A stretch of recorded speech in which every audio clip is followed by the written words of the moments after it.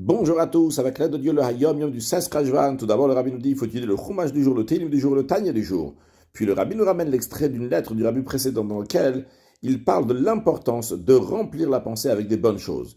Et tout d'abord à savoir que nous avons ce qu'on appelle les Kochot HaNefesh, les forces de l'âme, c'est-à-dire l'intellect et les sentiments. Puis nous avons les levushé HaNefesh, les vêtements de l'âme. De la même manière qu'on peut changer un vêtement, de la même manière aussi, ces vêtements de l'âme, c'est la pensée qu'on peut changer avec une meilleure pensée, la parole qu'on peut changer avec une meilleure parole, et l'action qu'on peut changer avec une meilleure action. C'est des choses qu'on peut changer, donc ce sont des vêtements. Donc, c'est ici aussi ce que le rabbi précédent nous dit. La pensée, c'est l'habit, c'est le vêtement et le serviteur de l'intellect et des sentiments. C'est-à-dire que lorsqu'on a quelque chose d'intellectuel, la pensée va y réfléchir dessus. Lorsque nous avons un sentiment, la pensée va y penser.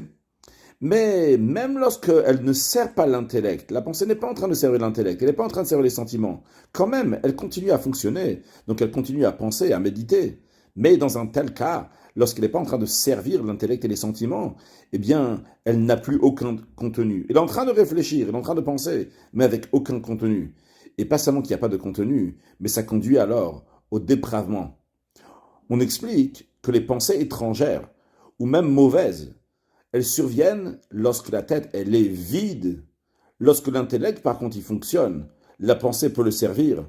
Alors, elle ne se consacre pas à des idées insensées, dénuées de toute substance, mais bien au contraire, avec des choses qui ont un sens. Donc le principe, il est, pour ne pas avoir des mauvaises pensées, il faut utiliser la tête, qu'il va y avoir du contenu dans la tête. Si la tête n'est pas vide, eh bien à ce moment-là, les pensées vont être comme il faut. Lorsque la tête elle est vide, c'est à ce moment-là que commencent à venir les mauvaises pensées. Donc il faut remplir la tête avec des sujets positifs. Et comme cela, donc il n'y a pas des mauvaises pensées. Pense bien, tout ira bien. Mashiach now, un excellent yom.